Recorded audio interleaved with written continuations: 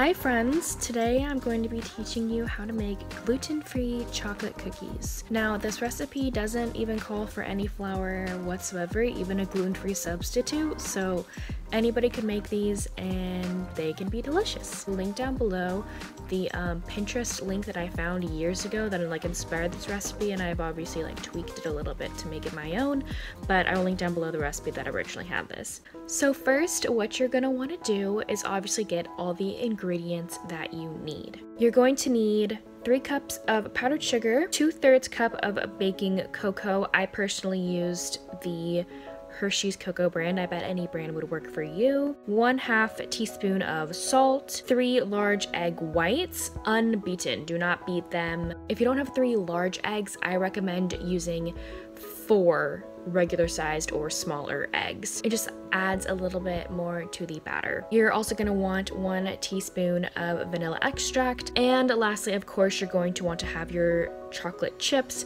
I personally love the milk chocolate chips, but you can use probably any kind of chocolate chips that you want, and you're going to want to use 1.5 cups of that. So when it comes to the egg whites, what I do is I do this method where you move from the egg yolk from shell to shell and end up extracting the egg whites.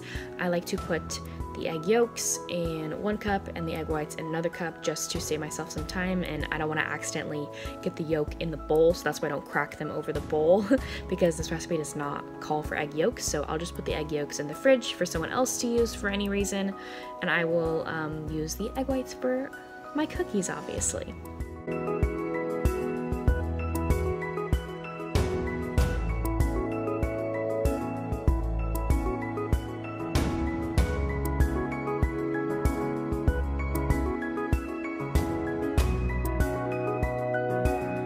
So you're gonna get out your mixing bowl. I'm personally using my KitchenAid, but I have made these by hand before. It's a little difficult though because the batter does get kind of thick, so be aware. What you're gonna wanna do is in your mixing bowl, you're gonna mix together your powdered sugar, your salt, and your cocoa powder. So you're gonna have 3 cups of powdered sugar, you're gonna add it in the bowl, then you're gonna add in the 2/3 cup of baking cocoa, and then you're also gonna add in the 1/2 teaspoon of salt.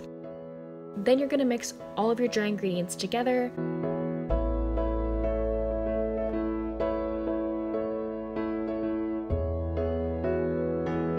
Whenever that is done, you're going to want to mix in your liquid parts of your ingredients. So you're gonna add in your egg whites.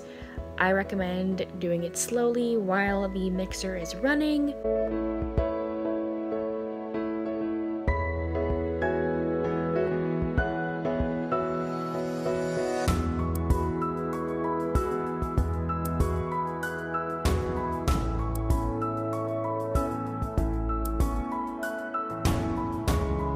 And then once you're done mixing those in, you're going to want to add your 1 teaspoon of vanilla extract. I sometimes add a little bit more just because I'm a big vanilla gal.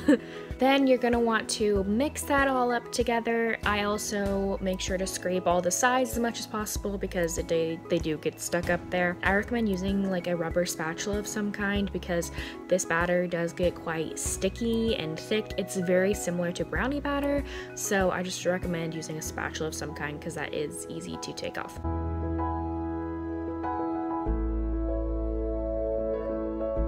Then once all of your ingredients are mixed, the last thing you have to do is add the chocolate chips, of course. You're going to add that into the batter, but you're going to hand stir it. I don't recommend using your mixer just because the chocolate chips will break up probably, and that's not really what we want. We want them to be whole chocolate chips, so I recommend hand stirring them. It can get a little difficult because the batter is quite thick, but it is worth it, so I recommend hand mixing it. Then when everything is mixed all together, you're going to want to line parchment paper on your trays. You need parchment paper. Please don't use any sprayer of any kind. You need parchment paper or else your cookies will, number 1, probably not taste as good, and number 2, get stuck to the pan. Please get parchment paper. If you've never used parchment paper before, please start using it for cookies. It will change your life. What I'm doing right now is I'm going to be getting my 1 tablespoon cookie scooper. I bet you could just get a regular spoon from your kitchen drawer or a tablespoon scooper, whatever you want, and you scoop the cookie and you plop it onto your parchment paper. I recommend some distance between the cookies just in case they touch. I personally don't like when cookies touch and merge, but that's just me. So if you don't want your cookies to touch and merge, I recommend putting some space in between each cookie. And then what I personally like to do, you don't have to do this, is I like to flatten them to make them bigger. I personally like a flatter cookie instead of a higher cookie. I don't really prefer a cookie that rises instead of a cookie that expands outward. So I flatten them a little bit, which was kind of difficult to do because they are quite sticky. So just be aware of that. You don't have to do this step, but I personally recommend it. And so then what you're going to want to do is let those cookies sit on that parchment paper for 30 minutes. I know this sounds a little weird and strange, but you're gonna want to do it. Set your timer for 30 minutes and let the cookies sit there. Don't touch them. Then you're going to want to set your oven to 350 degrees.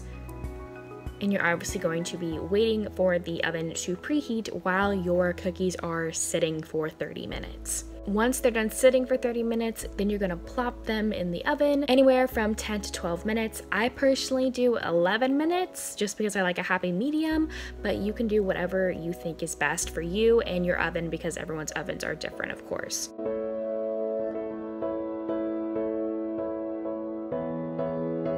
Then once your timer is up, you're going to obviously take your cookies out of the oven.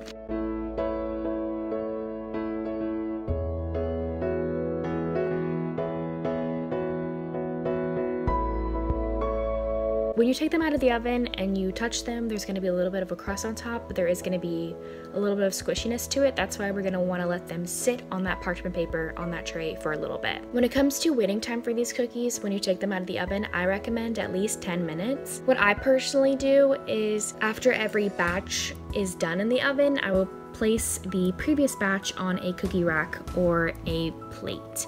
So for example, whenever I end up taking my second batch of cookies out of the oven, it will be 11 minutes since my last batch was done. So I will take those cookies from my first batch and put them on a cookie rack. So that's what I'm doing here. I end up putting the cookies on this cookie rack, and I of course had to try one of the cookies myself. They're very fudgy and gooey and chocolatey and delicious. They're very much a fan favorite in my house amongst my friends and family, so I hope that you love them too. If you end up trying this recipe, please let me know down below, and thank you all so much for watching. Let me know what kind of recipes you would like to see from me next.